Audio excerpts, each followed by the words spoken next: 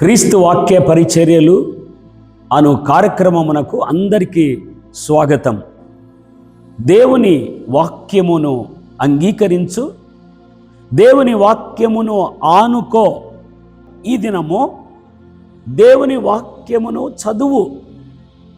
నీవు అది చదివిన ఎడల అది నీకు సలహా ఇచ్చును. ఇది శబ్దం మాత్రమే కాదు, ఇది ఒక వ్యక్తి నీ పక్కన నిలిచి నీకు ఒక సలహాను ఆయన ఇస్తున్నాడు. ఎప్పుడంటే నీవు కలవరపడినప్పుడు, నీవు నీ జీవితంలో ఏం చేయాలనో, ఏ నిర్ణయం తీసుకోవాలనో తెలియకపోయినప్పుడు ఈ యొక్క వాక్యము ఒక వ్యక్తి అయి నీ జీవితమునకు ఒక గొప్ప సలహాను అనుగ్రహించును.